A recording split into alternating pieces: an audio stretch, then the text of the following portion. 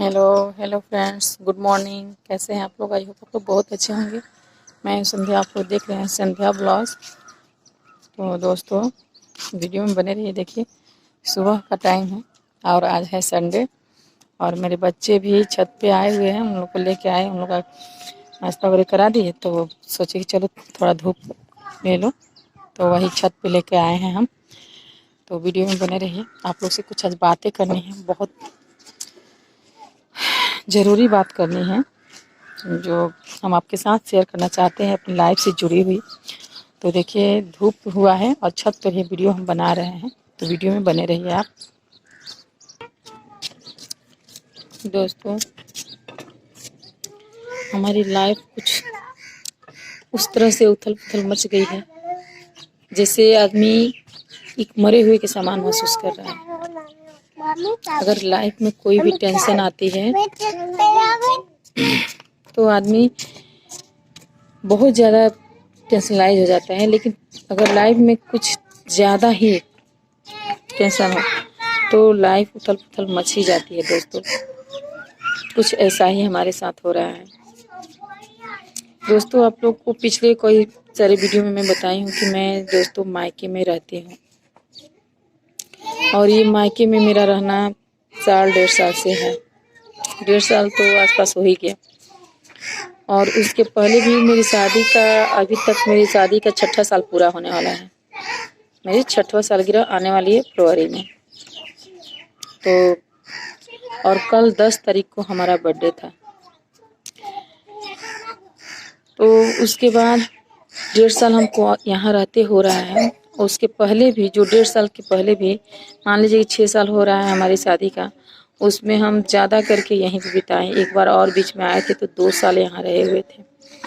एक बार और आए थे तो 6 महीना रहे हुए थे। इसी तरह से करके अधिकतर समय हमारा जो है मायके में ही कटा है 6 साल में।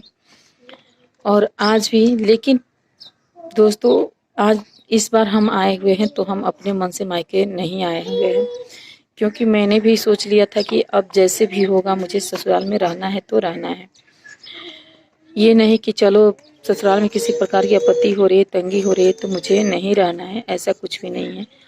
ये हमारे हस्बैंड मुझे यहाँ लाए हुए थे। मेरा एक एग्ज़ाम पड़ा हुआ था, उस एग्ज़ाम के तहत सीटेट का एग्ज़ाम पड़ा हुआ था, तो मैं आई हुई थी यहाँ पे। और उसके बाद से मैं अभी तक यहीं पे हूँ। और इतना दिनों से मैं यहाँ रह रही हूँ और जब भी मैं बोलती हूँ अपने हस्बैंड को कि चल कब तक हम लोग यहाँ रहेंगे, आप ही बताइए। मायके में एक लड़की को, देखिए, कहा जाता है ना कि आप लोग भी सुने होंगे कहानी कि कोई भी बाप है ना तो 5 नहीं 10 बहुओं के खर्चा उठा सकता है, लेकिन एक बेटी, शादीशुदा बेटी की खर्चा वो नहीं उठा पाता है। और हमारे घर में सिर्फ एक मेरे पापा ही कमाने वाले हैं।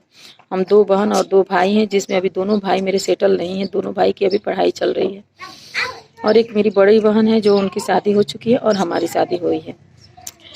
तो आप ही बताइए कब तक हम यहाँ मायके में रहेंगे। ये मेरे हस्बैंड जो बार बार मैं उनको बोलती हूँ कि अब कब तक हम लोग रहेंगे, कुछ बहाने से कि बच्चे को, बेटी को चलने तो चलने को सीख जाएगी तो आ जाना, ऐसे करके यहाँ पे हमको छोड़ दिए। और उसके बाद से धीरे धीरे करके हमसे बात नहीं करते हैं, बोलते हैं कि टाइम नहीं मिलता है, टाइम नहीं मिलता है। और अचानक से हमको इधर उधर से कहीं से इन्फॉर्मेशन मिल रही है कि उनकी मम्मी जो है उनकी दूसरी शादी करवाने पे तुल रही हैं। उनको बार बार इस बात की जबरन किया जाता है, जिसकी वजह से वो हमसे खुल के बात नहीं कर पाते हैं, ठीक है। और बार बार वो उनकी मम्मी और उनकी बहन जो है वो लोग हमें तो बहुत तंग करता है, बहुत सताता है घर में। लेकिन आज यहाँ तक कि ये समस्या पहुँच चुकी है कि उन लोग का कहना है कि तुम दूसरी शादी कर लो, उसको छोड़ दो। आप ही बताओ। और ये भी हैं तो कैसे मान चुके हैं। उनके 2 बच्चे हैं। आपको हम दिखाते हैं हमारे बच्चों, देखिए कैसे खेल रहे हैं। देखिए, आप लोग देख सकते हैं मेरे बच्चों को। ये जो मेरी छोटी वाली बेटी है और ये मेरा बेटा है, 4 साल का है और ये 2 साल की हो चुकी है। दोस्तों, आप ही बताइए इन लोग को छोड़ के कैसे वो रह रहे हैं और कैसे छोड़ के इन लोग की शादी कर सकते हैं। सास ना तो कुछ भी कर सकती है, लेकिन हस्बैंड को ऐसा कुछ नहीं करना चाहिए। दोस्तों, देखिए मेरी बेटी को। इतने सुंदर सुंदर बच्चों को कैसे छोड़ दिए हैं, आप ही बताइए। आज 4 साल का हो गया। मैं कभी कभी ये भी पूछती थी, पहले तो ये करते थे कि मैं एक दिन नहीं रह सकता हूँ तुम लोग को छोड़ के, लेकिन आज 1.5 साल से, उस पहले तो जब मैं यहाँ रहती थी तो मेरे पास बच्चे नहीं थे, उस वक्त रहती थी मैं, लेकिन आज कैसे मैं बच्चों को लेकर यहाँ रह रही हूँ और उसका कोई भी खर्चा नहीं। क्या खाते हैं हम लोग, कैसे रहते हैं, क्या पहनते हैं, नहीं पहनते हैं, इसका कोई मतलब नहीं है उनके पास। और देखिए कल मेरा बर्थडे था, उसके एक दिन पहले ही उन्होंने फ़ोन करके बोला कि तुम अपना खर्च खुद उठाओ, हमारे पे निर्भर मत रहो। मैंने जब ये बात जताई कि मतलब कि कैसे, तो कभी बात नहीं करते हैं, लेकिन कभी कभार ऐसा होता है कि मैं 10 बार 20 बार कॉल लगाऊं तो कभी रिसीव हो जाती है, तो 2-3 मिनट बात होती है, तो बोलते हैं कि तुम हम पे क्यों निर्भर रहती हो, तुम अपना खर्चा खुद उठाओ।